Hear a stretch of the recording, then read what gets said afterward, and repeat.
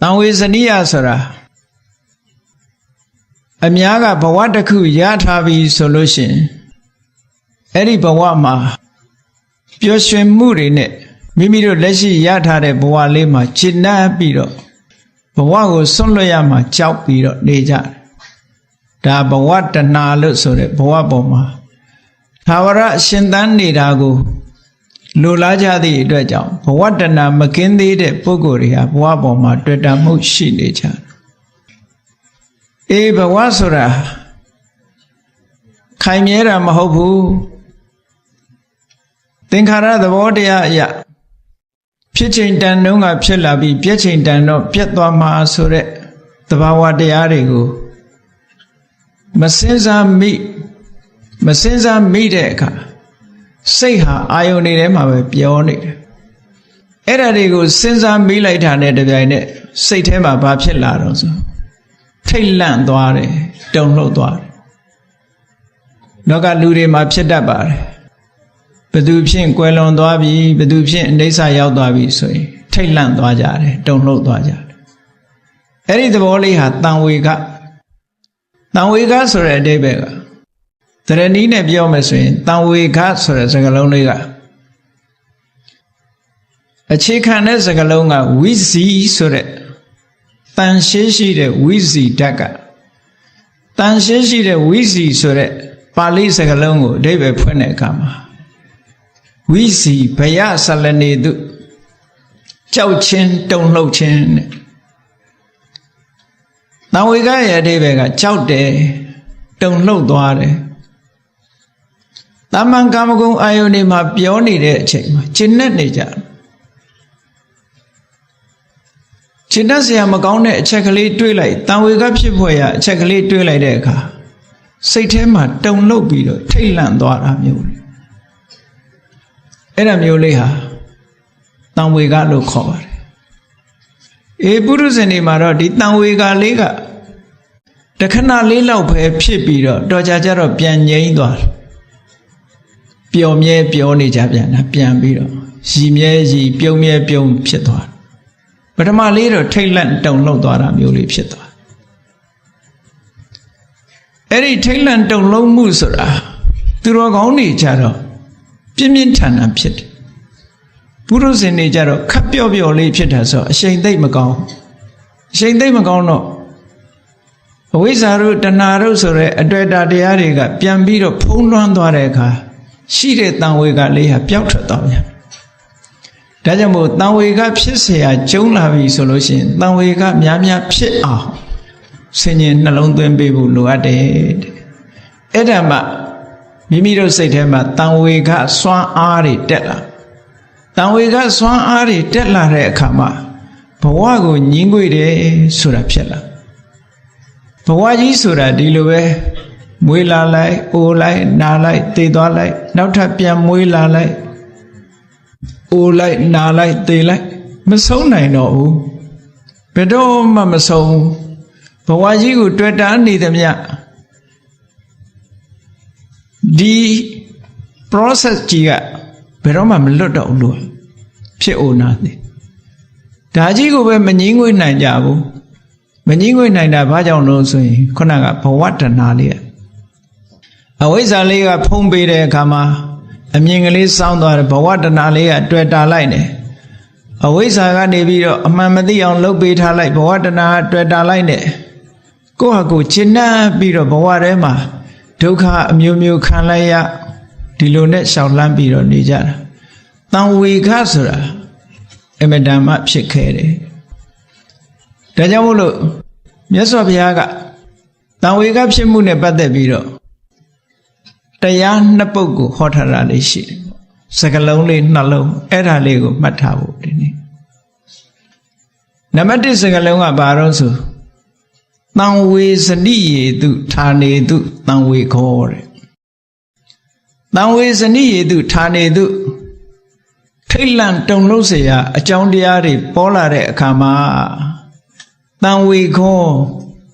သင်္ခါရတရားတွေဘဝတွေရဲ့အပေါ်မှာထိတ်လန့်တုန်လှုပ်မှုဆိုတာဖြစ်ရမယ်တဲ့ဒါနံပါတ်1ထိ ထိတ်လန့်တုန်လှုပ်เสียအကြောင်းတွေနဲ့ဆုံးလာလို့ရှိရင်ထိတ်လန့်တုန်လှုပ်မှုဖြစ်ရမယ်မဖြစ်သေးဘူးဆိုလို့ရှိရင်တို့တွေဟာနိဗ္ဗာန်နဲ့အတော်ဝေးနေသေးတယ်လို့ပြောတန်တရားထဲမှာပျော်တဲ့စိတ်တွေကအလွန်များလွန်အားကြီးနေတယ်အဝိဇ္ဇာရဲ့ဖုံးထားမှုတဏှာရဲ့တွေ့တာမှုတွေကအလွန်အားကောင်းနေသည့်အတွက်ကြောင့်လူတွေဟာမျက်ရည်လေးမှမချောက်ခင်ပြန်ပြီးတော့ရည်နိုင်တဲ့အနေအထားမျိုးပြန်ဖြစ်တယ်နော်မျက်ရည်တောင်မချောက်သေးဘူးပြန်ပြီးတော့တဟဲဟဲနဲ့ရည်လာအဲ့တော့တန်ဝေကတရားဆိုတာလည်းပဲစက္ကန့်ပိုင်းလေးလောက်ပြင်ဖြစ်ပြီးတော့နောက်ထပ်ပျောက်သွားပြန်ဘဝတဏရဲ့လှည့်စားမှုတွေအောက်မှာအပြုံးမပြတ်ပြန်ဖြစ်သွားနောက်တစ်ခါတွေးလိုက်ပြန်ထိတ်ခနဲ့ဖြစ်သွားပြန်ပြီးတော့အပြုံးမပြတ်နေလိုက်ပြန်တယ်တန်တရားကြီးဟာဒီလိုပဲဖြစ်အဲ့တော့ထိတ်လန့်တုန်လှုပ်เสียအကြောင်းတရားတွေဆိုတာဘာလဲဆိုတန်ဝေကဝတ္ထု၈မျိုးတဲ့တန်ဝေကဝတ္ထု၈မျိုးဆိုတာစာရဲပါလို့စာအုပ်ထဲမှာသာတွေ့နိုင်တာမဟုတ်ဘူးစာအုပ်ထဲတွေ့နိုင်တာတွေကိုပြောတာမဟုတ်ဘူးမိမိတို့နေ့စဉ်ဘဝမှာကြုံတွေ့နေတာတွေစဉ်းစားပဲကြည်ပါတန်ဝေကဝတ္ထု၈မျိုးဆိုတာဇာတိမွေးဖွားလာတာလူတွေကလူလောကမွေးဖွားလာတဲ့အချိန်မှာလဲအငိုနဲ့စလာခဲ့တာငိုခြင်းတရားနဲ့စလာခဲ့ဘာဖြစ်လို့ဒုက္ခနဲ့စပြီးရင်ဆိုင်ကြရတာဟုတ်တော်တော်များများလူတွေဟာဘဝတစ်ခုအစပြုပြီဆိုရင်တော့မိခင်ဝမ်းကထွက်လာတဲ့အခါမှာပြုံးပြီးတော့ထွက်လာတဲ့ပုဂ္ဂိုလ်ရှိကောင်းရှိနိုင်တော့လဲငိုပြီးတော့ထွက်လာရတဲ့ပုဂ္ဂိုလ်တွေကများပါတယ်ဘုန်းကြီးတို့တခါတော့ကဂျာမနီသွားပြီးတော့မှသင်တော့ဘဝဟာအငိုနဲ့စခဲ့တယ်ဆိုတာလေးကိုပြောပြတို့တွေတော့ရည်ပြီးတော့ထွက်လာတဲ့ပြုံးပြီးတော့ထွက်လာတဲ့မငိုဘဲနဲ့မွေးလာတဲ့ကလေးမတွေ့ဘူးသေးဘူးဆိုတော့ဂျာမန်အမျိုးသမီးတယောက်ကရှိတယ်ဖေဟာတဲ့အဲ့လိုတော့ရှောက်တယ်နော်ရှိတယ်ရှားလိုက်မယ်ပေါ့ဘာဖြစ်လို့တော့ဆိုစရတဲ့ကဒုက္ခနဲ့ရင်ဆိုင်ကြရတာရင်ဆိုင်တော့အငိုနဲ့စလာဒါကြောင့်မို့ဇာတိရဲ့ဒုက္ခအမတန်မှကြီးတယ်တဲ့ကိုယ်တိုင်ဒုက္ခခံခဲ့တော့ကမမှတ်မိတတိတရားတွေအားနေလို့မမှတ်မိပြီပဲကိုယ်ရဲ့ငယ်ရွယ်သူလေးတွေလူဘဝရောက်ဖို့မွေးလာတဲ့အချိန်မှာအငိုနဲ့စနေကြရတယ်ဆိုတာတော်တော်များများသိရှိနေကြတယ်အဲ့ဒါကိုကြည့်ပြီးတော့လည်းပဲဘဝကြီးဟာကြောက်စရာကြီးပါလားတို့ဆိုတဲ့ထိတ်လန့်တဲ့စိတ်ကလေးတို့ဖြစ်ရမယ်ဒါလည်းတန်ဝေကပဲတဲ့မွေးဖွားတာကိုအကြောင်းပြုပြီးတော့တန်ဝေကသိပ်ပြီးတော့မဖြစ်ကြဘူးဟဲ့သားလေးမွေးတဲ့သမီးလေးမွေးတဲ့ဆိုပြောကြတယ်နော်တန်ဝေကဖြစ်ရမှန်းတော့မသိဘူးလူလောကဒါလည်းတန်ဝေကဖြစ်เสียအကြောင်းလေးတစ်ခုပဲ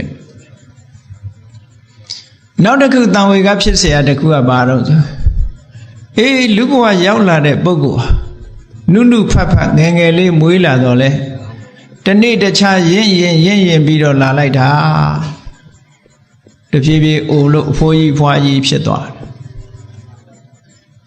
အဲ့ဒါလဲလူတွေကတန်ဝေကဖြစ်ရမှမသိဘူးတဲ့ဒါတန်ဝေကဖြစ်เสียအကြောင်းတစ်ခုပါပဲရိုးနေပြီနေ့စဉ်နဲ့အမြန်မြင်တွေ့နေရလို့အိုရာမဲနာဘာမှကိစ္စမရှိဘူးတချို့အိုရာတောင်မှပဲအန်တုပြီးတော့သပင်ဖြူလို့ရှင်လဲဆေးဆိုးလိုက်သေးတာသွားကျိုးလဲစိုက်လိုက်တာပဲเนาะခုခေတ်ဆိုပို့ပြီးတော့ဟိုရင်းဖြစ်သေးပရေတွန့်လို့ရှင်ဘိုတောက်ဆိုဆေးထိုးပြီးတော့ပရေတွန့်တာတွေဖြည့်တယ်။ဥချင်းတရားကိုတန်ဝေကမဖြစ်ဖဲနဲ့ဥချင်းတရားကိုပဲဖုံးလို့ဖိလို့ပျော်နိုင်ကြသေးတယ်တဲ့။တို့တွေဟာနိဗ္ဗာန်နဲ့တော့အတော်ဝေးနေသေးတယ်ဒီစိတ်ဓာတ်မျိုးနဲ့ဆိုရင်တန်တရားဝကလွတ်ဖို့ဘယ်တော့မှကြိုးစားမှာမဟုတ်ဘူး။ဘာဖြစ်လို့တန်ဝေကမှမဖြစ်တာဟုတ်။အိုရာလည်းသိမကြောက်သေးဘူး။နောက်နာခြင်းတရားတဲ့နေမကောင်းထိုင်မသာဖြစ်တာတို့ဖြာရာနာရာတို့သွားကြိုက်နာကြိုက်ကစပြီးဗျာဒိတရားဆိုတာခံကြရအဲ့ဒီဗျာဒိတရားဖြစ်လာလို့ရှင်လေဘဝကြီးဆိုတာဗျာဒိနဲ့လည်းမလွတ်ပါလားလို့ဆိုပြီး ထိတ်လန့်တုန်လှုပ်ခြင်းဆိုတဲ့စိတ်ပေါ်ရမယ်တဲ့တန်ဝေကဖြစ်ရမယ်ဒီဒါလည်းပဲအမတန်မှဖြစ်ခဲတယ်မဖြစ်တဲ့လူကများနောက်တစ်ခုကဘာလို့ဆိုမရဏသိဆုံးခြင်းကိုရှိပါတယ်မဲ့တဖြုတ်ဖြုတ်တည်သွားကြအေးတည်သွားတဲ့ပုဂ္ဂိုလ်ဒီကနေ့လာတော့တောင်လမ်းမှာအလောင်းတစ်လောင်းတွေ့ခဲ့သည်ပြင်ထားတာဒီလိုပဲနေစဉ်နဲ့အမျှတည်ဆုံးနေကြတာကမ္ဘာလောကကြီးမှာရိုးရိုးတည်တာမပြောနဲ့ကိုတတ်သေးတဲ့လူတောင်မှပဲစက္ကန့်40မှာတယောက်နှုံးရှိတယ်လို့တလောတော့ကတွက်ပြထားတာတွေ့လိုက်တယ်ဘဝကြီးမှာအစင်မပြေလို့ဒေါမနတတွေလွှမ်းမိုးပြီးကိုတတ်သေးစူးစိုက်လုပ်တဲ့ပုဂ္ဂိုလ်ကစက္ကန့်40မှာတယောက်နှုံးရှိနေတယ်များတယ်ပေါ့အဲ့ဒီသေဆုံးမှုကိုတွေ့လို့ရှိရင်လည်းပဲတန်ဝေကအထိတ်လန့်တုန်လှုပ်မှုဆိုတာလူထဲမှာဖြစ်ခဲတယ်တဲ့မဖြစ်ကြဘူးသိရင်ညာတော့အပြင်ဘာကြောင့်သိတယ်သူသာသိတယ်ငါမသိသေးဘူးလို့ဒီလိုပဲတွေ့တာထိတ်လန့်တုန်လှုပ်မှုဆိုတာဖြစ်ခဲတယ်မြတ်စွာဘုရားကအဲ့လိုမဟုတ်တန်ဝေဇနိယေတုဌာနေတုတဲ့အခုဇာတိစရာဗျာတိမရဏဆိုတဲ့တန်ဝေကဖြစ်ဖွယ်အကြောင်းတရားတွေနဲ့ဆုံလို့ရှိရင်ထိတ်လန့်တုန်လှုပ်မှုဖြစ်ရမယ်တဲ့ဟောတာနံပါတ်1ဒါနိဗ္ဗာန်သွားဖို့လမ်းကြောင်းအတွက်အစပဲတုန်လှုပ်မှုဖြစ်ရမယ်အဲ့ဒီလိုမဖြစ်သေးဘူးဆိုရင်တော်တော်ကိုနှုသေးတယ်လို့ပဲအောင်မေ့ပေါ့တန်တရားထဲမှာကြာအောင်ပါပဲနိဗ္ဗာန်နဲ့ဝေးနေသေးတယ်လို့ပြောအောင်ကိုယ်တဏ္ဍာကိုဆုံးဖြတ်ကြည့်ဖို့အဝိဇ္ဇာတွေလည်းအာကြီးနေသေးတယ်တဏှာအတွေ့အတာတွေလည်းအာကြီးနေသေးတယ်အဝိဇ္ဇာနဲ့တဏှာတွေများနေမှတော့တန်တရားဟုတ်ကလွတ်ဖို့ဆိုတာမရှိသေးဘူးတန်ဝေကဖြစ်เสียအခု4မျိုးရှိပြီဒါတွေကကြုံတွေ့နေကြတာပဲနောက်ထပ်တန်ဝေကဖြစ်เสียအကြောင်းတစ်ခုကဘာလဲဆိုအပါယဒုက္ခအပေပုံကြောက်ရောက်နေကြတဲ့တိရစ္ဆာန်တွေငရဲတိရစ္ဆာန်ပြိတ္တာအတူတကယ်လို့ဆိုတဲ့အပေ4ပုံသားတွေရဲ့ဒုက္ခအဲ့ဒီဒုက္ခကိုစဉ်းစားဆင်ခြင်ခြင်းဖြင့်လေဘဝမှာထိတ်လန့်စရာကြီးပဲတဲ့ဘဝပေါ်မှာတွေ့တာမှုတွေကိုရှော့ချနိုင်ရမယ်ထိတ်လန့်စရာကြီးကိုမျက်စိအောက်မှာရှိတဲ့ငရဲတွေတော့ကိုယ်တိုင်မမြင်ရဘူးတရိษံလေးတွေကိုမျက်စိအောက်မှာလူတွေကအနိုင်ကျင့်ပြီးတော့တတ်ကြဖြတ်ကြစားကြတောက်ကြနေဒီလိုလူတွေအနိုင်ကျင့်ခံရတဲ့တရိษံလေးတွေကိုကြည့်ပြီးတော့ဘဝဆိုတာအမတန်ကြောက်စရာကောင်းပါလားလို့တန်ဝေကဖြစ်ရမယ်တဲ့ဒါကဒုက္ခတစ်ခုနောက်တစ်ခုစဉ်းစားကြည့်လိုက်ပါတို့ဒီဘဝမတိုင်ခင်ကသေးလာခဲ့တယ်ဖြစ်လာခဲ့တယ်မွေးလာခဲ့တယ်အိုးလာခဲ့တယ်နားလာခဲ့တယ်သေးလာခဲ့တယ်သေးလာလို့တို့ဒီဘဝရောက်လာကြတယ်အဲ့ဒီဒုက္ခတွေကနည်းသလားလို့ဆိုမနည်းဘူးတဲ့အဲ့ဒါအတိတေဝတ္တမူလကဒုက္ခအတိတ်ကိုပြန်ပြီးတော့မျှော်ကြည့်လိုက်လို့ရှင်လဲဒုက္ခတွေများလိုက်တာလို့ဆိုပြီးဘဝပေါ်မှာတွေ့တာမှုလျှော့ချအောင်တွေးရမယ်စဉ်းစားရမယ်ဆင်ញင်သုံးသပ်ရမယ်နောက်တစ်ခုကဘာလဲဆိုရင်အနာဂတေဝတ္တမူလကဒုက္ခတန်တရားကြီးထဲမှာတို့မပြေဆုံးသေးဘူးဆိုရင်ဒီဘဝတည်သွားရင်နောက်တစ်ဘဝလာအောင်မှာပဲနောက်တစ်ဘဝမှာလည်းပဲဒီပုံစံပဲမွေးလာမယ်အိုးမယ်နားမယ်သေခြင်းဖြင့်အဆုံးသတ်မယ်ဒီတိုင်းပဲလာမယ်ဆိုတော့အခုဘဝဒုက္ခရောက်တယ်လို့ပဲနောက်ဘဝလည်းဒုက္ခတွေရောက်အောင်မှာပဲလို့တွေးကြည့်လိုက်လို့ရှိရင်ဘဝထိတ်လန့်စရာကြီးပဲဒီလိုမြင်လားဒါလည်းတန်ဝေကဖြစ်เสียအကြောင်းတစ်ခုလေနောက်တန်ဝေကဖြစ်เสียလက်ရှိဘဝလေးကိုကြည့်လိုက်ပါ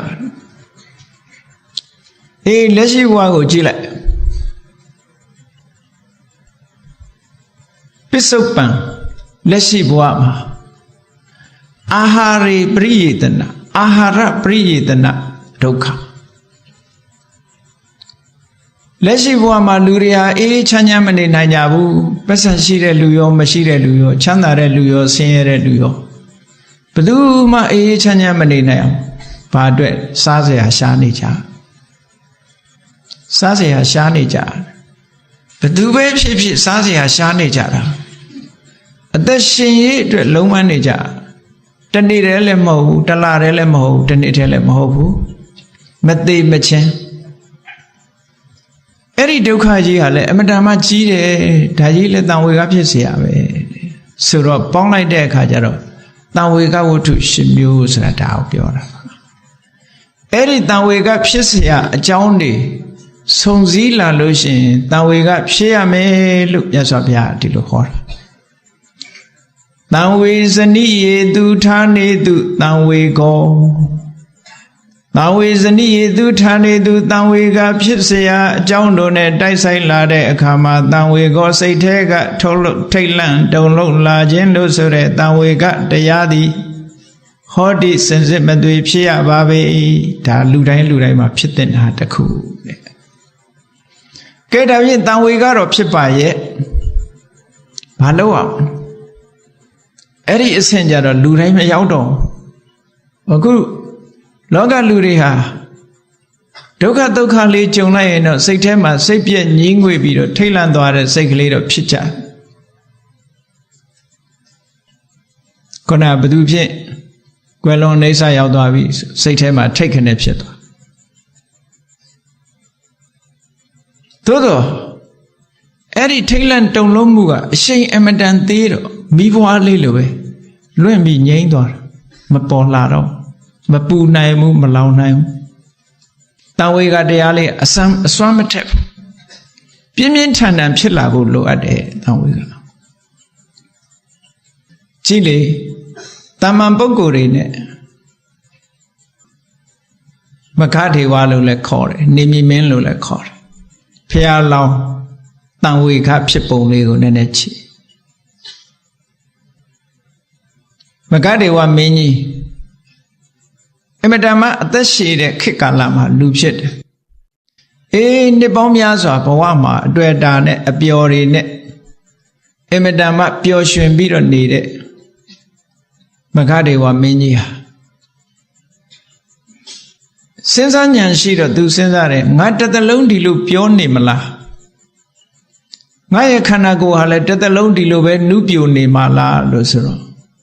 ကိုယ်ရှိကသွားတဲ့ပုံကိုယ်တွေကိုကြည့်ပြီးအေးတစ်သက်လုံးတော့ပျော်ရမှာမဟုတ်ဘူးတစ်သက်လုံးလည်းနုပြိုနေမှာမဟုတ်ဘူးဘာလို့ကိုယ်ရှိကအမေတွေအဖေတွေအဖိုးတွေဖွားတွေကြည့်ရင်သိတာသူတို့သွားတဲ့လမ်းကြောင်းငါလျှောက်လမ်းရမှာပဲ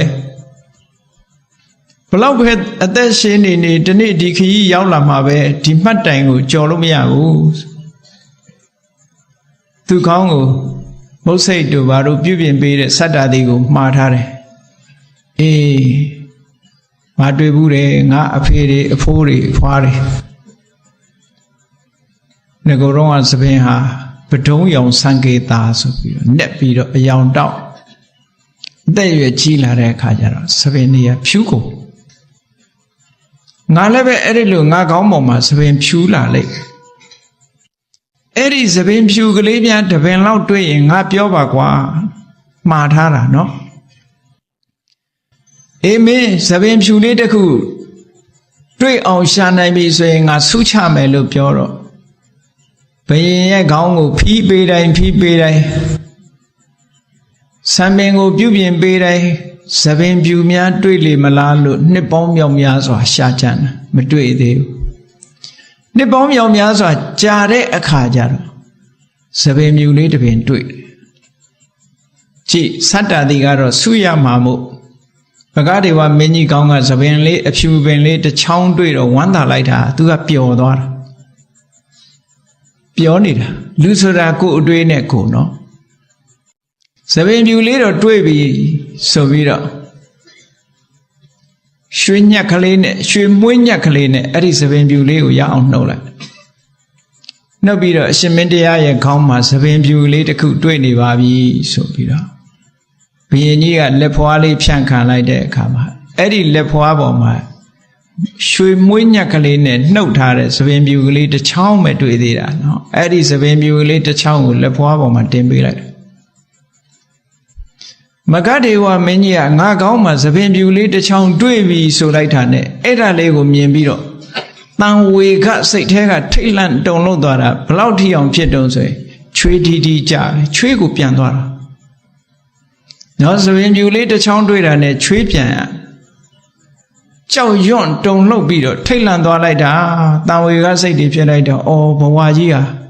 Natawara Nubio Niman Lieutenant G. Nazavan and Naga Pudavi Nesobiro. Now we got like that, the go long treaty piano. Plauti on piano solution, what had a woha? Yeso Wogun, you are the law. Yeso Wogun, like that, Kama, Yeri Trato the Lube. Eddie, what had a woha, Chubidogo, near you are law on treaty piano. Imadama Pintane than we got say Lubiora. Dignity kid of baby and labor, no? Cheap a trap. So if you the charm of your net, the long few lemon trap proof. Babilo, than we got say got Amadan Nera ho.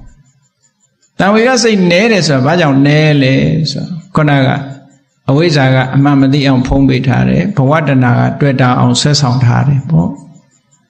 Ida Yamolo, Biobi Chinani, now we have his had a tribute menu, now we got some Shifu, Dinopia. Era that we got some Pia me, P in the Sendami and Davilo Pio. The Satan you are. When you pay a me, Satan you look on it. Tailor Nesura. Oh, the Sage out the Lu Chowdeha, you. Hope. But what you, Chow? Tenkara de Aribo, Lana. We Mlojano Dibuai. Olai Nala de Light Dibuai, I'm Loro. Mlojano, so a city chilla. Chilla Lu Chowla, for you Chowla. And Lu Chow Yon Lade, don't look like it. Sekua, don't look like it. Sitam you chilla, then we got. A dinya and say the abubido. Don't look Chow Chad, say, eh? Now we got people at John de Ariga Nevido, Swakan, low like the Dredger. Duros and Duromiati as St. Amazon. Daia Loa, Pianshe Lumiano. Chile, Bodo in Papude, Boravada when they alone Bodo and Dida. Nameji Liva Dulo, daughter Desra Alon Dida. That down we got it. Nameji Liva Rega, she told Martida. Do not do the Mialaitane, Pia Laha. This say a Pialumiano. Cholu Mayala, say Tema don't load. Now we are Nale Nayam, Nale the Yaume, so to say, Pialumia. Pialmia the Dredger, Dajia look on Shame. Dajia looked at the Madrid on Shame, so be daughter be Shagar Ali. Oh, Pintanet than we got that. Now we got Sega, Mapintan Musi. The second of Pia, yea, be Toyin Diamond Pit. Pio. To the weapon pit. A commie, then we got Pilavi saying, now set to a lower Lodakua barrows. Then we cut that Yoni Dobranan. Then we got that, then we got Pipi de Pokuma Yoni Dobrana Mankande Nilan Juba Atomushia made. Era Dakua, a yechi. Then we got up Shibaye. Capio, then we got Lipsidi Dredger. Truth now we got it, don't aga Machidi Dredger. Now set to a lower met, now the cool, lower met, lower, lodo, Josaro. Here lounger, then we got pitted. Do not do the Miambiro, then we got it pitted. Say to him a Chalumia. Mayadi Dredger, Malo, Johnny Dobadana. Mangane Nilane, Ujinajan, the Jinkin, the Yaon Shames, loaded. Dilo Solura. Ero then we got Chilabi, then we got Mapiaukin, then we got Swan Aria. The Chibi don't Ari Miala the Dredger. Tamambawama, Manina Novene. Jidokariga. The Pawatan the Yajiga look on a Juba Atodome, Lusure. Juba Atomusure. Sabi lower me logo loaded. Oh, yes of Yaga, Dilutian Napoku hotter. Never Yabuya de Hori. Namadiga, then we got Chisia Join, then we got Pipa. Then we got Pipi Lucien, Niman Laman Josa Atoba, oh, Dinaku. ကောင်းပြီအခုဘုန်းကြီးတို့တွေတန်ဝေကဖြစ်เสียနဲ့ကျုံလာတဲ့အခါနိမန်လမ်းမှဘာအထောက်ကြမလဲဘာလုပ်ကြမလဲတန်ဝေကစိတ်တွေဖြစ်လာကြပြီတို့ရဲ့ယေရှုရှင်တို့ပေါ်မှာဆုံးမဩဝါဒပေးပြီးကောင်းရကောင်းကြောင်းညွှန်ကြားနေတဲ့ယေရှုရှင်ဆရာတော်ဘုရားကြီးပြန်တော်မူသွားတယ်တန်ဝေကစိတ်တွေပွားလာဘဝဆိုတာအမတန်ကြီးမြတ်တဲ့ပုဂ္ဂိုလ်တွေကိုလည်းချွင်းချက်မထားပါလားဘဝဆိုတာဒီလိုဒုက္ခတွေနဲ့ရင်ဆိုင်ရတာပါလားလို့တန်ဝေကစိတ်လေးဖြစ်အဲ့ဒီဖြစ်ပေါ်လာတဲ့တန်ဝေကစိတ်ကလေးကိုဘယ်ထိအောင်တည်သွားရမလဲလို့ဆိုလို့ရှိရင်မြတ်စွာဘုရားဟောထားတယ်မရဏတတိဘာဝနာလို့ခေါ်တယ်သိခြင်းတရားပေါ်မှာမေ့မထားတဲ့ဘာဝနာတရားကိုအထောက်အောင်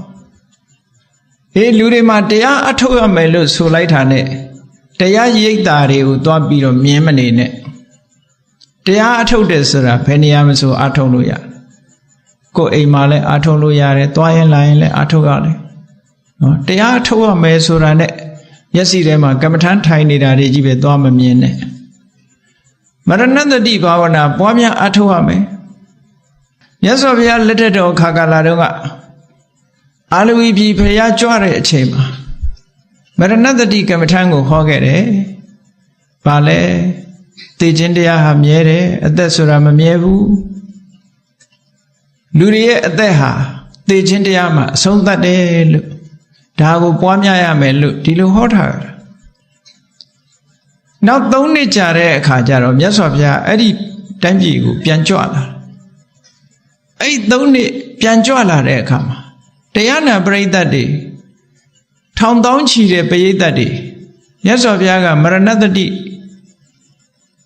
ဘာဝနာကမ္မထအာထုတ်ဖို့ဟောကြားထားခဲ့ပေမဲ့လို့အာထုတ်တဲ့ပုဂ္ဂိုလ်တရားအောင်မှရှိဖို့မပေါ်ဘူးအဲ့ဒီထဲမှာထူးထူးခြားခြားရက်ကန်းတဲ့အမျိုးသမီးလေးရက်ကန်းရစားတဲ့အမျိုးသမီးလေးဟာ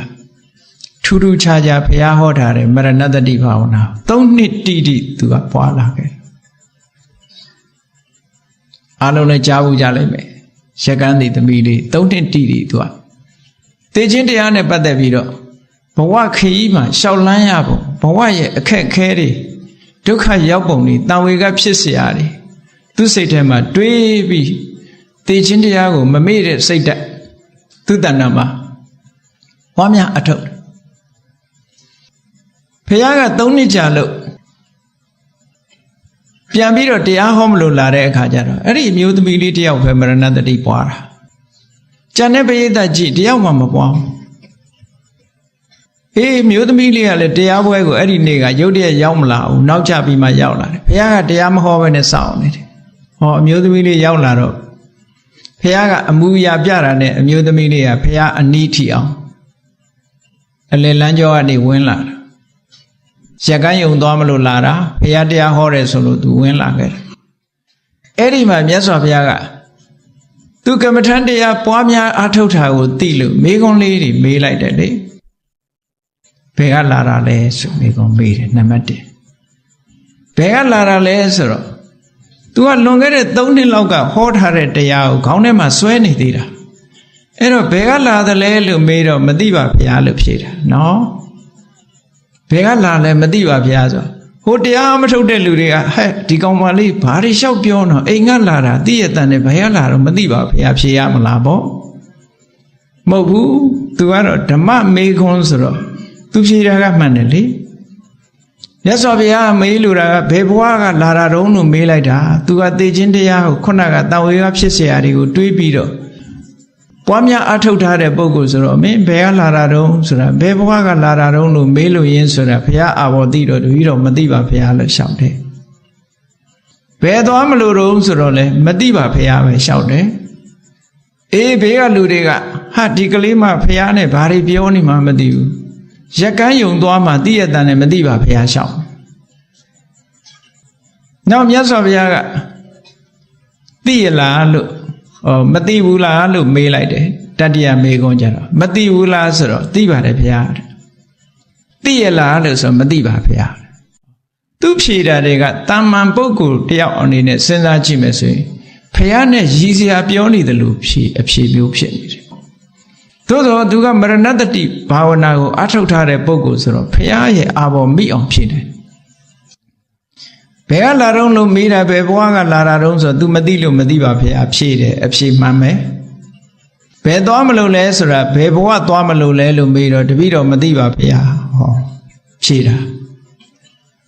မသိဘူးလားလို့မေးတာနင်သိရမှာမသိဘူးလားလို့မေးတော့သိပါတယ်ဗျာလို့ဖြေတာဒါဖြင့်သိရလားလို့ဆိုတာဘယ်ရက်ဘယ်နေ့ဘယ်အချိန်သိမယ်ဆိုတာသိရလားလို့မေးတာဖြစ်လို့မသိပါဗျာလို့ဖြေတာတဲ့ဟောသူ့အဖြေနဲ့အများကတွေးတဲ့အဖြေကတလန်းစီဖြစ်တယ်ဘာဖြစ်လို့ကမ္မထာအထုတ်ထားတဲ့ပုဂ္ဂိုလ်နဲ့အမထုတ်တဲ့ပုဂ္ဂိုလ်ဟာအမတန်ကွာခြားတယ်အသိဉာဏ်ချင်းကွာခြားသွားပြီပေါ့အကြည့်အဲ့တုန်းကမြတ်စွာဘုရားကမရဏတတိဘာဝနာကိုဟောထားတယ်ဒါကြောင့်မို့တံဝိကတ္တသယောနိသောပရဏတံဝေကဖြစ်လာလို့ရှိရင်လောက်ရမယ့်အလောက်ကဘာတော့မရဏတတိဘာဝနာပွားရမယ်တဲ့ဒါဒီတံဝေကစွမ်းအားလေးတွေတည်သွားပြီးတော့မရဏတတိဘာဝနာပွားတဲ့မရဏတတိဘာဝနာပွားတဲ့အခါမှာနီလမှန်မှန်ကန်ကန်ပွားဖို့လိုအပ်တယ်နီလမှန်မှန်ကန်ကန်ဆိုတာဘယ်လိုပွားမလဲမှားမှားရင်ပွားလို့ရှိရင်မရဏတတိဘာဝနာမဖြစ်ဘူးတဲ့ကြည်အစွန်းလေးမျိုးကိုရှောင်ရမယ်မရဏတတိဘာဝနာပွားတချို့ကတော့ဟာသေတာတွေမစင်စားကြမှာဘူးလို့တော်တော်များများဗမာပြည်မှာအယူဆတော်တော်များများလေဆေးကနေသွားပြီးတော့ medical check up လုပ်အောင်မှကြောက်တယ်။ဘာဖြစ်လို့လဲဆိုဘာယောဂရှိတယ်ညာယောဂရှိတယ်အဖြေထုတ်လိုက်မှကြောက်တယ်။မသိချင်ဘူးဒါလေးကို။သိရင်စိတ်ဆင်းရဲတယ်လေ။ဘာဖြစ်လို့လဲဆိုတော့စိတ်ဆင်းရဲเสียပဲတွေးတတ်တယ်။တရားကိုမတွေးတတ်လို့ပေါ့။တရားကိုတွေးတတ်လို့ရှိရင်တော့ကြောက်เสียမရှိဘူးပေါ့။အဲ့တော့တရားကိုတွေးတတ်အောင်ကြိုးစားဖို့လိုတယ်။ကောင်းပြီ။မရဏတတိပွားတော့မယ်ဆိုလို့ရှိရင်အစွန်း၄ချက်ကိုရှောင်အောင်အစွန်း၄ချက်ကဘာလို့ဆိုရင်သေတယ်ဆိုတာအလုံးရဲ့အသေးကိုပွားရမယ်။ဒီနေ့ကျတော့ဒီလူတွေအနှစ်တရာကြော်လို့ရှိရင်တယောက်မှရှိမှာမဟုတ်ဘူး။သေခြင်းတရားအနှစ်တရာဟိုဘက်ဆိုရင်တယောက်မှရှိမှာမဟုတ်တော့ဘူး။ခုမျက်မြင်ပစ္စုပန်ဘဝမှာရှိနေကြတဲ့အသက်အရွယ်လာစားရှိနေကြတဲ့ပုဂ္ဂိုလ်တွေဟာအနှစ်တရာဟိုဘက်သို့မဟုတ်အနှစ်တစ်ထောင်ဟိုဘက်ဘယ်သူမှမရှိကြတော့ဘူးပေါ့ဆိုတဲ့သိချင်းတရားကိုစဉ်းစားတွေးရမယ်အဲ့ဒီလိုတွေးတဲ့အခါမှာပုဂ္ဂိုလ်တူတယောက်ရဲ့သိဆုံးမှုကိုစဉ်းစားမိလိုက်မယ်အဲ့ဒီပုဂ္ဂိုလ်ဆိုတာနှစ်မျိုးရှိနိုင်တယ်ကိုခင်မင်တဲ့ပုဂ္ဂိုလ်ကိုမုန်းတဲ့ပုဂ္ဂိုလ်ချစ်တဲ့ပုဂ္ဂိုလ်နဲ့မုန်းတဲ့ပုဂ္ဂိုလ်ဆိုတာနှစ်ခုဖြစ်လာတယ်ကိုချစ်ခင်တဲ့ပုဂ္ဂိုလ်ရဲ့သေဆုံးမှုကိုသွားတွေးမိလို့ရှိရင်ဘာဖြစ်တတ်တုံးဆိုမရဏတတိမဖြစ်ဘဲနဲ့တောကဖြစ်လာပူလာတယ်စိတ်ထဲမှာပူလာဆိုပါစို့ကိုအမေကိုအဖေကိုညီကိုမောင်နှမကိုရင်းချတဲ့ပုဂ္ဂိုလ်တွေကိုနဲ့ခင်မင်ရင်းနှီးတဲ့ပုဂ္ဂိုလ်တွေရဲ့သေဆုံးမှုဆိုတဲ့မရဏတတိထားမိလိုက်တဲ့အချိန်မှာတောကဝင်လာအဲ့ဒါဘာဝနာမဟုတ်ဘူးတဲ့အစွန်းတစ်ဖက်ရောက်သွားပြီပေါ့အဲ့ဒါလည်းမဖြစ်စေရဘူးတဲ့နောက်ကိုနဲ့မတည့်တဲ့လူဆိုတာလူတွေထဲမှာရှိတယ်ကိုမုန်းတဲ့လူဆိုတာရှိတယ်ကိုမုန်းတဲ့လူရဲ့သေဆုံးမှုကိုသွားပြီးတော့တတိထားလိုက်တဲ့အခါဘာဖြစ်ဝမ်းသာသွားဟုတ်တယ်မတည့်တဲ့လူသေအေးတာပဲလို့ပြောကြတာပဲလေကိုနဲ့မတည့်သေအေးတာပဲဆိုပြီးတော့အဲ့ဒီလိုဝမ်းသာမှုဖြစ်သွားလို့ရှိရင်လေအစွန်းတစ်ဖက်ရောက်သွားလို့မရဏတတိဘာဝနာမဖြစ်ဘူးအဲ့ဒါလေနောက်ဆုံးကိုနဲ့တဲ့တာလည်းမဟုတ်ဘူးတဲ့လည်းမတဲ့ဘူးမုန်းတဲ့လူလည်းမဟုတ်ဘူးချစ်တဲ့လူလည်းမဟုတ်ဘူးကိုနဲ့မသိတဲ့လူတယောက်ရဲ့သေဆုံးမှုကိုတွေးလိုက်တဲ့အခါကျတော့ဘာဖြစ်တုံးဆိုတန်ဝေခါမဖြစ်ဘူးတဲ့ကြည့်လေကိုမသိတဲ့လူတွေအတုဝလမ်းချသွားတာတွေတွေ့နေကြတာပဲနာရေးကြော်ညာတွေဖတ်ကိုမသိတဲ့လူတွေတွေ့နေတာဘာဖြစ် အဲ့ဒါလို့မဖြစ်လို့ရှိရင်လည်းမရဏတတိဘာဝနာမဖြစ်ဘူးတဲ့နော်ပုဂ္ဂိုလ်လိုက်ကဲနောက်ကြလို့ရှိရင်မိမိကိုယ်တိုင်ရဲ့သေဆုံးမှုကိုတွားပြီးတော့စဉ်းစားမိလို့ရှိရင်ဘာဖြစ်တော့ဆိုရင်ကြောက်လာတယ်ကိုယ်တရားမှာကြောက်လာတယ်ကြည်ကိုခင်တဲ့လူကြတော့တောကဖြစ်တယ်ကိုမုန်းတဲ့လူကြတော့ဝမ်းသာတယ်ကိုလုံးဝမသိတဲ့ပုဂ္ဂိုလ်ကြတော့တန်ဝေကမဖြစ်ဘူးကိုကြတော့ကြောက်လာတယ်ဆိုဟောတောကစိုးရိမ်စိတ်ဝင်တာကတောကမုန်းလို့ရှင်းနှက်လာတာကပီတိတန်ဝေကမဖြစ်တာရဲ့ကြောက်တာရဲ့ဒါတွေကမရဏတတိဘာဝနာမဖြစ်เสียအကြောင်းတွေကြီးပဲတဲ့ဒီအစွန်းလေးဘက်ကိုရှောင်ပြီးတော့မရဏတတိဘာဝနာပွားတဲ့အခါမှာတတိလည်းဖြစ်စေရမယ်ထိတ်လန့်တုန်လှုပ်မှုဆိုတဲ့တန်ဝေကလည်းဖြစ်ရမယ်အသိဉာဏ်လည်းဖြစ်ရမယ်အဲ့ဒီသုံးခုဖြစ်မှတတိရဲ့တန်ဝေကရဲ့ပညာရဲ့တတိရဲ့တန်ဝေကရဲ့ဉာဏ်ရဲ့အဲ့ဒီသုံးမျိုးနဲ့အလုံးလုံးမှမရဏတတိဘာဝနာဆိုတာဖြစ်တယ်တဲ့ဒါကြောင့်မို့မရဏတတိဘာဝနာကမ္မထာဆိုတာလွယ်နဲ့မဖြစ်ဘူးတဲ့ဘသူသေးတာကိုပဲကြည့်ကိုဆွေမျိုးကိုချစ်ခင်ရင်းနှီးတဲ့ပုဂ္ဂိုလ်ပဲဖြစ်ဖြစ်ကိုမုန်းတဲ့ပုဂ္ဂိုလ်ပဲဖြစ်ဖြစ်ကိုမသိတဲ့ပုဂ္ဂိုလ်ပဲဖြစ်ဖြစ်လောကကြီးတစ်ခုလုံးမှာမိမိကိုယ်တိုင်အပါဝင်အားလုံးဟာတည်ဆုံးရမှာပဲဆိုတဲ့အပေါ်မှာတတိစွမ်းအားတွေဖြစ်ရမယ်တန်ဝေကစွမ်းအားတွေဖြစ်ရမယ်စဉ်းစားတဲ့အသိဉာဏ်တွေဖြစ်ရမယ်တဲ့အဲ့ဒီသုံးခုဖြစ်မှမရဏတတိဘာဝနာဟာအောင်မြင်တယ်လို့ဒီလိုပြောတာအေးကောင်းပြီမြတ်စွာဘုရားကမရဏတတိဘာဝနာနဲ့ပတ်သက်ပြီးတော့ဘယ်ပုံပွားရမလဲဘွားပုံပွားနည်းလေးအင်္ဂုတ္တရနိကေမှာဟောထားတာရှိတယ်တနေ့ကို2ချိန်လောက်အနည်းဆုံးပွားမိအောင်ကိုမရဏတတိဘာဝနာပွားဖို့တနေ့ကို2ချိန်ဆိုတာမနေ့လင်းစတစ်ချိန်နဲ့ညနေနေဝင်စတစ်ချိန်ပေါ့အဲ့ဒီအချိန်လေးမှာဆိုပါစို့နေ့အခါကုံပြောက်လို့ညဥ်ရံရောက်လာပြီဆိုလိုက်တဲ့အချိန်မှာတစ်ချိန်ပွားကြည့်လိုက်ပါစဉ်းစားလိုက်ကိုယ့်အကိုတယောက်တည်း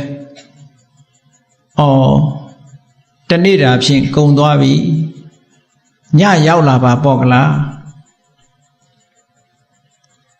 နေ့12နာရီည12နာရီရှိတယ်နေ့ညရောက်လာတဲ့အချိန်လေးမှာ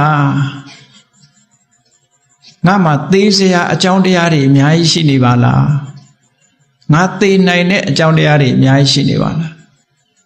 အစိတ်ရှိတဲ့တတ္တဝါတိုက်ကြိုက်လို့လည်းသေနိုင်တယ်နော်တီးချီကဖောက်ပြန်လာလို့လည်းသေနိုင်တယ်တလိပ်ကဖောက်ပြန်လာလို့လည်းသေနိုင်တယ်မတော်တဆလဲချပြီးတော့လည်းသေနိုင်တယ်စားထားတဲ့အစာအာဟာရတွေကအစာမကြေလို့လည်းသေနိုင်တယ်လေဖြတ်ပြီးတော့လည်းသေနိုင်တယ်ဒါဘုရားပြထားတဲ့ဟာပဲခုခေတ်ဆိုဒီတဲ့များတယ်လို့ထားသေစရာအကြောင်းတွေဒီတဲ့များတယ်အဲ့ဒီသုတ်တံမှာဒီလောက်ကလေးကိုနမူနာပြထားတယ်လောကမှာသေစရာအကြောင်းတွေများစွာပဲည12နာရီအတွင်းမှာဟောဒီအကြောင်းတစ်ခုခုနဲ့သေသွားနိုင်တယ်စဉ်းစားလိုက်ပါတဲ့သေနိုင်တယ်ဒါဖြင့်သေနိုင်တယ်ပဲစဉ်းစားရမှာလားနောက်ဘာလုပ်အောင်မလဲဆိုသေနိုင်တဲ့အန္တရာယ်တွေအများကြီးရှိတယ်မသေခင်ငါကောင်းတာတွေလုပ်မှာပဲကုသိုလ်ကောင်းမှုတွေလုပ်မယ်မွန်မြတ်တဲ့ကောင်းမြတ်တဲ့စိတ်ကလေးတွေထားမယ်နော်စိတ်ကောင်းနှလုံးကောင်းတွေထားမယ်ငါစိတ်ထဲမှာအကုသိုလ်မဖြစ်အောင်နေမယ်ကုသိုလ်စိတ်တွေဖြစ်အောင်လုပ်မယ်ဒီလိုနှလုံးသွင်းပါတဲ့ဒါမရဏတတိဘာဝနာတစ်ခုပဲသေခြင်းတရားကိုကြည့်ပြီးတော့ကုသိုလ်ကောင်းမှုလုပ်ဖြစ်အောင်တွန်းအားပေးတဲ့သဘောပဲမမေ့ဘူးသို့မဟုတ်လို့ရှိရင်ညမှာဆိုလဲပျော်စရာပဲရှာမယ်လေတောင်းလို့စားလို့ပျော်မယ်နော်အမျိုးစုံပေါ့လေပျော်စရာတွေတစ်ခုခုနဲ့ပျော်မယ်ပျော်ပြီးမောရင်အိတ်လိုက်မယ်ဒါပဲအဲ့တော့အဲ့ဒီလိုမဖြစ်ရအောင် ကောင်းတာလေးနဲ့အချိန်ကုန်မှုအတွက်ကောင်းတဲ့စိတ်ဓာတ်ကလေးနဲ့ကုသိုလ်ကောင်းမှုငါလုံးမှာပဲသိသွားလို့ရှိရင်ငါဒါတွေလုံးဝမှာမဟုတ်ဘူးငါအတွက်အန္တရာယ်ကြီးပဲလို့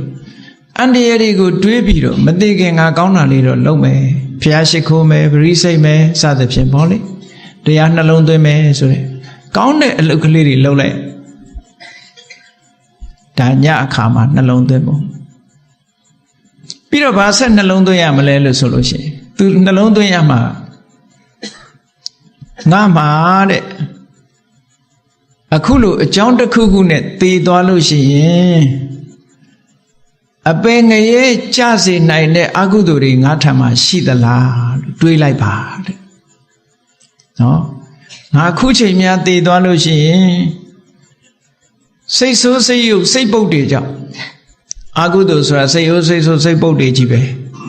လောဘတွေဒေါသတွေမောဟတွေမာနတွေအိတ်ဓာတွေမစ္စရိယတွေ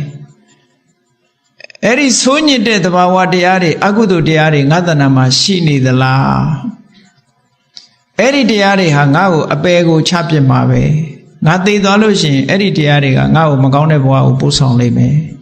အဲ့ဒီတရားတွေငါတဏ္ဍာမှာရှိသလားလို့တွေးလိုက်တဲ့အခါကျတော့ဟာရှိတာပေါ့လို့အဖြေထွက်လိုက်မရှိရင်လည်းမရှိဘူးလို့ဖြေထွက်လိုက်မယ်နော်အေးရှိတာပေါ့လို့အဖြေထွက်ရင်ဘာလုပ်မလဲမြတ်စွာဘုရား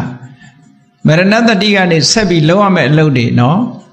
ရှိတာပေါ့လို့ဖြေထွက်လာလို့ရှိရင်ဘာလုပ်မလဲတဲ့အဲ့ဒီအကုသိုလ်တရားတွေကိုအမြန်ဆုံးဖယ်ရှားနိုင်အောင်ကြိုးစားပါ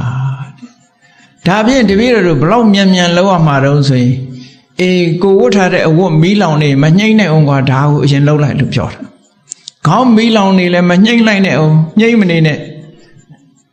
ဟောဒီအကုသိုလ်ပယ်ဖို့ရအရင်ကြိုးစားလိုက်တဲ့မြတ်စွာဘုရားပယ်ခြင်းတဲ့ဆန္ဒပယ်တဲ့လုံးလားတတိတံပစေညဒီတရားတွေကိုထူထောင်လိုက်ပါတဲ့ဒီလိုကိုဟောထားတာပဲမြတ်စွာဘုရားအဲ့ဒါတွေအရင်လုံးလိုက်ပါတဲ့အကယ်၍များအဖြေကငါမှအဲ့ဒါလို့ဆိုးညစ်တဲ့အကုသိုလ်တရားတွေငါမှမရှိဘူးဆိုလို့ရှိရင်ကုသိုလ်တရားတွေသာငါမှရှိနေတယ်ဆိုရင်ဒါလေးနဲ့ပဲခြေနှက်တဲ့စိတ်ကလေးနဲ့တညတာကုန်လွန်စေပါတဲ့ဟောအဖြေက2မျိုးလာမှာဟုတ်ဒါကညာဥယံမှာဆင်ញင်နှလုံးသွင်းမှုရလေးတခုကောင်းပြီအိပ်ပျော်လို့မနဲ့မိုးတော့လို့တိတ်နိုးလာခဲ့ပြီအိယာကထပြီအိယာကထပြီမကြခင်နေမင်းကြီးထွက်တော့မယ်ဆိုရင်စဉ်းစားလိုက်အောင်နဲ့အေးတညတော့ဂုံသွားပြီတော့အခုနေ့လည်းရောက်လာပြီနေ့အခါရောက်လာအရုံကျင်းလို့မိုးလင်းလာပြီအော်နေ့ပိုင်းမှာဆိုလို့ရှိရင်လည်းငါမှသေစရာအကြောင်းတွေအများကြီးရှိနေပါလားအစိတ်ရှိတဲ့တတ္တဝါတွေကြိုက်လို့လည်းသေနိုင်တယ်မတော်တဆလဲကြပြီးတော့လည်းသေနိုင်တယ်စားတဲ့အစာအာဟာရတွေစာမကြေလို့လည်းသေနိုင်တယ်ယောဂဝေဒနာကြောင့်လည်းသေနိုင်တယ်ခုခေတ်ဆိုပိုများတာပေါ့နှလုံးယောဂနဲ့ဟတ်တက်တို့ဘာတို့ညာတို့ကလည်းပေါ့သွေးထိုးတို့ဘာတို့နဲ့ဒီထဲမှာ accident ဆိုတာတွေကလည်းအများကြီးရှိသေးတယ်နော်အဲ့ဒါလို့သေစရာတွေအကြောင်းတွေအများကြီးအဲ့ဒါလို့တခုခုနဲ့သေနိုင်တယ်ကောင်းပြီတခုခုနဲ့များမတော်တဆငါသေဘေးနဲ့ကြုံသွားလို့ရှိရင်ငါ့ကိုအပယ်ပို့ပြစ်မဲ့အကုသိုလ်စိတ်တွေငါတဏ္ဍာမှာရှိနေသလားလို့တွေးလိုက်ပါတဲ့တွေးလိုက်လို့ရှိရင်အဖြေကရှိတယ်လို့အဖြေထွက်လာလို့ရှိရင်တဲ့အမြန်ဖယ်ရှားနိုင်မှုကြိုးစားအထောက်ပါစိတ်ဆန္ဒကိုကပြင်းပြင်းထန်ထန်ထားပြီးတော့ကြိုးပမ်းအထောက်မှုလုပ်ရမယ်တဲ့တတိကြီးစွာနဲ့ကြိုးစားအထောက်ရမယ်ဆင်ញဉဏ်ကြီးစွာနဲ့ကြိုးပမ်းအထောက်ရမယ်ဒါဖယ်ဖို့အရေးတကြီးလုပ်ပါခုနပြောတဲ့ဥပမာပဲခေါင်းမီးလောင်နေတောင်မငိမ့်နဲ့အောင်အဝတ်မီးလောင်နေတောင်မငိမ့်နဲ့အောင်အဲ့ဒါတွေကအရေးမပါဘူးတဘဝတခန္ဓာပဲဆုံးရှုံးမယ်အကုသိုလ်တရားရှိရင်တန်တရားပါဆုံးရှုံးမယ်ဒါကြောင့်မို့ဒါတွေမလုပ်နဲ့အောင်အရေးကြီးတာအရင်လုပ်လို့ဆိုဒီတိုင်းဆိုတော့ဘုန်းကြီးတို့တွေကအရေးမကြီးတာကိုအရေးကြီးနေကြတာအရေးကြီးတာကြတော့အရေးမကြီးဘူးဖြစ်နေကြတယ်ပေါ့နောက်အဖြေကဘာဖြစ်လာတော့ဆိုရင်အေးဒီလိုအကုသိုလ်တရားတွေအပယ်ဆွဲချမဲ့အကုသိုလ်တွေငါမှမရှိဘူးလို့အဖြေထွက်လာပြီဆိုလို့ဘာလုပ်လဲ စိတ်ထဲမှာကျဉ်နဲ့နှစ်သက်မှုလေးနဲ့အဲ့ဒီစိတ်ဓာတ်တွေဖြူစင်အောင်နေတဲ့ကုသိုလ်တရားတွေကိုယ်တဏ္ဍာမှာတိုးပွားလာအောင်ထားပါတဲ့ဟောတာကမရဏတတိတုတ်ဆိုပြီးတော့မြတ်စွာဘုရားဟောထားတာခွန်ကြီးတော့မြန်မာပြန်ပြီးတော့အချင်းချုပ်ပြောတာနော်အဲ့ဒါလို့လောက်ပါလို့မြတ်စွာဘုရားဟောတာမရဏတတိဘာဝနာကဒါလောက်ရမယ့်လုပ်ငန်းတစ်ခုပြောပြသေတာတွေးပြီးတော့ကြောက်ပြီးစိတ်ညစ်နေဖို့မဟုတ်ဘူးသေတာတွေးပြီးရင်ဘာလုပ်ရမလဲဆိုတာအဖြေထုတ်ရမှာပေါ့နောက်တစ်ခုမြတ်စွာဘုရားကကြည့်ခုဟာကတနေ့ထာနဲ့12နာရီအနေထားနဲ့တွက်ထားတာမြတ်စွာဘုရားကဒီတဲ့ကိုပဲသေခြင်းတရားကိုအနိကထားနိုင်အောင်သုတ်တန်တစ်ခုမှာဟောထားပြန်နေတယ်စဉ်းစားလို့ရှိရင်အနိကထားနိုင်ရမယ်သေခြင်းတရားကိုဘယ်လိုအနိကထားရမလဲဆိုငါဟာတရက်လောက်တနေ့တညအတွင်သေးနိုင်တယ်တနေ့တညလောက်အသက်ရှင်ရရင်ကိုအမတန်မှတန်ဖိုးရှိပြီငါအသက်အချိန်ရွေးသေးနိုင်တယ်တနေ့တညလောက်အသက်ရှင်ရလို့ရှိရင်တော့တကယ်တန်ဖိုးရှိတဲ့တရားတွေကိုငါကျင့်လိုက်ရမှာပဲ24နာရီနော်24နာရီလောက်ကလေးအသက်ရှင်လိုက်ရရင်ကောင်းတာတွေငါအများကြီးလုပ်နိုင်မှာပဲလို့ဒီလိုတွေးပါတဲ့မရဏတတိပါနောက်တစ်ခါတွေးရမယ့်အချက်တစ်ခုကဘာလို့ဆိုသေခြင်းတရားနဲ့ပတ်သက်24နာရီဆိုတာများလောအားကြီးတယ်နေ့12နာရီလေးလောက်အသက်ရှင်ရရင်တော်ပြီနေ့12နာရီလောက်အသက်ရှင်တဲ့အတွင်းမှာကောင်းတာတွေငါလုပ်နိုင်အောင်ကြိုးစားမှာပဲဒီလိုပြန်ပြီးတော့ခြုံကြည့်လိုက်တခါအဲ့ဒါကိုထပ်ပြီးတော့ခြုံတဲ့အခါကျတော့ဘာလို့ဆိုရင်ထမင်းတနတ်စားတဲ့အချိန်ဆိုတာတယောက်နဲ့တယောက်တော့မတူဘူးပေါ့နေအလုပ်သမားတွေကြတော့မြန်စားမြန်ထလောက်ရတာမျိုးလည်းရှိတယ်စိတ်နဲ့စားတဲ့လူကြတော့နိုင်ဝက်တနားကြာမှာပေါ့နော်ထမင်းတနတ်စားတဲ့အချိန်ပိုင်းလောက်အသက်ရှင်ရင်တောင်အဲ့ဒီအချိန်ပိုင်းလေးမှာငါကုသိုလ်တွေအများကြီးလုပ်နိုင်တယ်လို့စိတ်ထဲမှာထားပါနှလုံးသွင်းပါတဲ့နောက်တစ်ခါဒါ၄ချက်ရှိသွားမြတ်စွာဘုရားကအဲ့ဒါလို့စဉ်းစားပြီးတော့မရဏတတိကမ္မထာကိုပွားတဲ့ပုဂ္ဂိုလ်တွေဟာတဲ့ထက်မြက်မရှိဘူးတဲ့မေးလျော့တဲ့ပုဂ္ဂိုလ်လို့ဘုရားယူဆတယ်လူအသက်ဆိုတာအချိန်မရွေးစက္ကန့်ပိုင်းအတွင်းမှာသိနိုင်တာဒါလောက်24နာရီ12နာရီထမင်းတနတ်စားတဲ့အချိန်တို့ဆိုတာအချိန်သိပ်ကြာလောင်းအားကြီးတယ်ပေါ့အဲ့တော့ထပ်ပြီးတော့ခြုံလိုက်တဲ့အခါကျတော့ဘာတော့ထမင်းကလေးတစ်လုတ်စားပြီးတော့မျိုးချတဲ့အတွင်းကလေးထမင်းကလေးတစ်လုတ်ကိုစားပြီးတော့မြေချတဲ့အတွင်းလေးဟာဘလောက်ကြာမှလဲနော်ထားပါတော့2မိနစ်လောက်ကြာမယ်အဲ့ဒီ2မိနစ်လောက်လေးကိုတန်ဖိုးရှိတဲ့ကုသိုလ်တရားတွေငါရအောင်ကြိုးစားမယ်လို့ဒီလိုတွေ့ပါတဲ့နောက်ဒီတဲ့တူလိုက်တဲ့အခါကျတော့ဘာတော့အသက်ကလေးကိုရှူလိုက်ပြီးတော့ရှိုက်ထုတ်လိုက်တဲ့အချိန်လေးရှိုက်ထုတ်ပြီးပြန်ပြီးတော့ရှူလိုက်တဲ့အချိန်လေးအသက်တရှူတရှိုက်ကလေးအတွင်းလောက်မှာငါကုသိုလ်ကောင်းမှုတွေအများကြီးဖြစ်အောင်လုပ်မယ်ငါအဲ့ဒီအတွင်းမှာသိနိုင်တယ်မသိခင်ကုသိုလ်ကောင်းမှုတွေလုပ်မယ်အဲ့ဒီလိုတွေးတဲ့ပုဂ္ဂိုလ်မှတကယ်ကိုမမေ့မလျော့မရဏတတိဘာဝနာကိုအားထုတ်တယ်အဲ့ဒီပုဂ္ဂိုလ်မျိုးကိုမှမြတ်စွာဘုရားကချီးမွမ်းတယ်လို့ဒီသုတ်တံမှာဒီလိုဟောတာဒါမရဏတတိဘာဝနာပွားပုံနဲ့ပတ်သက်ပြီးတော့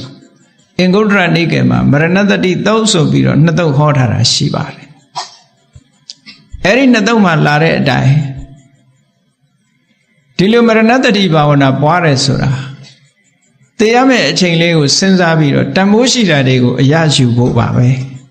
အဲ့ဒီလိုတန်ဖိုးရှိတာတွေကိုအရမယူဘူးဆိုလို့ရှိရင်ခုနကတန်တရားဝကကျွတ်ဖို့ဆိုတာအမှန်တမ်းခရင်သွားလိုက်မယ်လူဘဝရလာတဲ့ဘဝတန်ဖိုးဆိုတာလည်းမရှိပဲဖြစ်ပါလိမ့်မယ်ကုသိုလ်ကောင်းမှုကြောင့်ရလာတဲ့တန်ဖိုးရှိတဲ့ဘဝကြီးကိုအလဟတအချိန်ဖြုံးပစ်တာနဲ့ထူးထူးပဲဒါကြောင့်မို့မြတ်စွာဘုရားရဲ့ဒေသနာတော်နှမုတ်တံဝေဇနိယေတုဌာနေတုတံဝေကောထိတ်လန့်စရာကြုံလာလို့ရှိရင်စိတ်ထဲမှာတုန်လှုပ်ထိတ်လန့်မှုဖြစ်အောင်ကြိုးစားပါဖြစ်ပါစေတဲ့ထိတ်လန့်တုန်လှုပ်လာတဲ့အခါမှာလည်းပဲမှန်ကန်တဲ့နိလန်းနဲ့ကျိုးပန်းအထောက်မှုရှိပါစေ အဲ့ဒီနှစ်ခုမှမရှိလို့ရှိရင်တန်တရားထဲမှာလဲအောင်မှာပဲဘဝတဏဆိုတာကိုလည်းဖယ်ရှားနိုင်မှာမဟုတ်ဘူးဘဝတဏတွေ့တာအောင်ပိတ်ခါပေးတဲ့အဝိဇ္ဇာဆိုတဲ့တရားကိုလည်းဖယ်ရှားနိုင်မှာမဟုတ်ဘူးဒါကြောင့်မို့ဘုန်းကြီးတို့တွေဟာတန်ဝေကဖြစ်เสียကျုံလာတာခုမိမိတို့ရဲ့ကျေးဇူးရှင်ဆရာတော်ဘုရားကြီးရဲ့ဂုဏ်ကိုပူဇော်တဲ့အနေနဲ့ဆရာတော်ဘုရားကြီးဟာအေးငါ့ကိုပဲကြည့်ကြဘဝဆိုတာဒီလိုပဲအဆုံးသတ်ကြရတယ်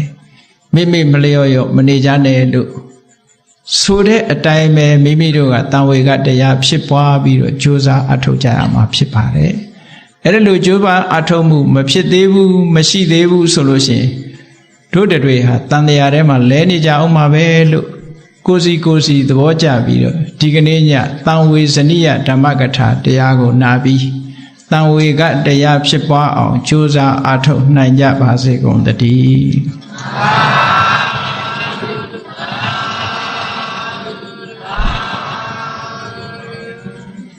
ကဲမေတ္တာဘာဝနာပွားတတ္တဝါများစွာဘေးရန်ကွာချမ်းသာကြပါစေတတ္တဝါများစွာဘေးရန်ကွာချမ်းသာကြပါစေမေတ္တာရေချမ်းသွန်ကားဖြံငြိမ်းချမ်းကြပါစေမေတ္တာရေချမ်းသွန်ကားဖြံငြိမ်းချမ်းကြပါစေသက်ရှိချမ်းသာစိတ်ချမ်းသာတို့ရဆန္ဒပြည့်ပါစေဓမ္မောတရံပိဝိတဝါနဝိသာတဗ္ဗေတမုဟတာအဇရာမရာတိတိဘာဝံနိဗ္ဗာနံယန္တုတာရောဓမ္မောတရံလောဘဒေါသမောဟစိတ်တောက်ကင်းပြောက်ကြည်တရားစေကိုပိဝိတဝါဝန္တာရှင်ပြတောက်ကြရအနာကြရကုန်သောကြောင့်ဝိသာတဗ္ဗေပူဇာညက်နောက်ကိလေသာစိတ်တောက်ဟုသမျှတို့သည်တမုဝတ္တပိဉ္ချဘက်တွင်ရေမတင်တဲ့ကဲ့သို့ကင်းစင်လွင်ပြောက်ပေမရအောင်ပယ်ဖြောက်အကုန်သည်ဟွန်တုစင်စစ်မသွေဖြစ်ကြပါစေကုန်သတည်းအစရမရံအိုခြင်းလဲကွာနာခြင်းလဲကင်းသေးခြင်းလဲရှင်းထသောတိတိဘဝံကိလေသာဟုပုခတ်သိမ့်ကင်ကြရာစေဖြစ်ပေထသောနိဗ္ဗာန်နိဗ္ဗာန်ဟုခေါ်အေးမြို့တော်သို့သာရောတရားချစ်ခင်စိတ်ကောင်းဝိညာသူတော်စင်များတို့သည်ယန္တုပါရမီအစဉ်စဉ်မြင့်နေမြင်၍မလင့်ပုံသေးဆက်ရောက်တော်မူကြပါစေကုန်သတည်း